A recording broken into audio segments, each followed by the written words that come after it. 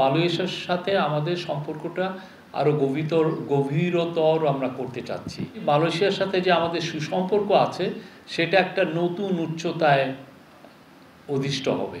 মালয়েশিয়ার যেটা national university তার তরফ থেকে স্যারকে একটা অনারারি ডিগ্রি দেওয়া হবে। আপনারা জানেন আগামীকাল আমাদের মাননীয় চিফ অ্যাডভাইজার মালয়েশিয়ায় স্টেট সফরে যাচ্ছেন এবং এটা খুবই আমাদের জন্য ক্রুশিয়াল একটা সফর। এটা 3 দিনের একটা সফর। এই 3 দিনের এই সফরের উপরে ওইখানে অনেকগুলো এক্সচেঞ্জ হবে। মালয়েশিয়ার সাথে আমাদের সম্পর্কটা আরও গভীরতর আমরা করতে চাচ্ছি।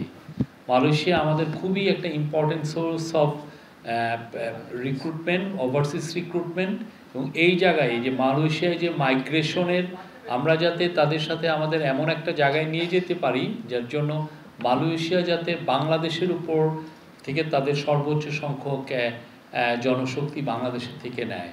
তো এই বিষয়ে অনেকগুলো আলাপগুলো হবে এবং এইটার আলোকে কিছু এগ্রিমেন্টও সাইন হবে। ওইখানে মূল ফোকাস হচ্ছে মাইগ্রেশনের বিষয়ে আলাপ। দ্বিতীয় ফোকাস হচ্ছে ইনভেস্টমেন্ট। আপনারা জানেন মালয়েশিয়ার ইকোনমি ইজ বুমিং, তাদের কোম্পানিগুলো অনেক বড়।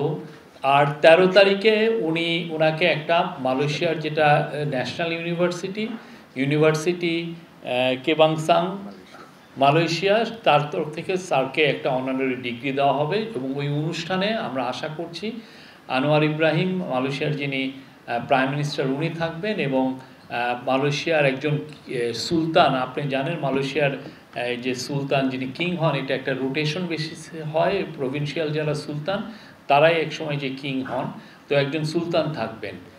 এছাড়া মালয়েশিয়ার প্রাইম মিনিস্টারের সাথে 12 তারিখে একটা বাইলেটারাল মিটিং আছে, সেটাও আমাদের জন্য খুবই ক্রুশিয়াল।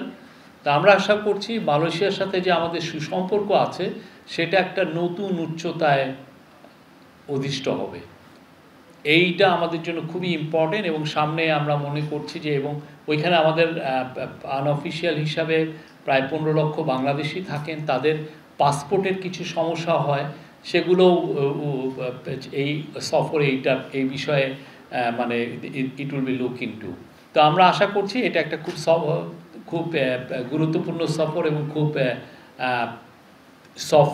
একটা সফর হবে এবং এটার উপরে যে ডিটেলটা আমি আমাদের ডিজিপিডি উইং শাহ আসিফ রহমানকে বলবো, উনি এটার বিস্তারিত বলতে। বান্ডেল থাকলে প্রতি সেনমানিতে টাকা বাঁচবে।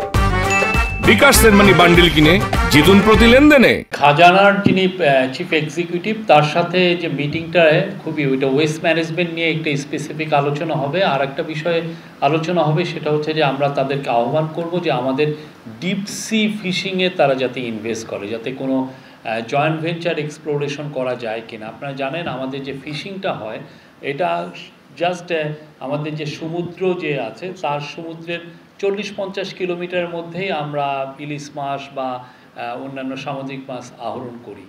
ডিপ সি ফিশিংটা আমাদের তেমন একটা হয়ই না, অথচ আমাদের যে পুরো সমুদ্র টেরিটরি এটা প্রায় 2,10,000 স্কোয়ার কিলোমিটার, যা বাংলাদেশের যে আয়তন তার থেকে অনেক বেশি, প্রায় 60,000 স্কোয়ার কিলোমিটার বেশি আয়তন। তো এই জায়গাটা প্রফেসর ইউনূস এখানে স্ট্রেস দিতে চাচ্ছেন যে যাতে আমাদের ডিপ সি ফিশিংটা আমরা যাতে খুব এক্সপ্লোর করতে পারি।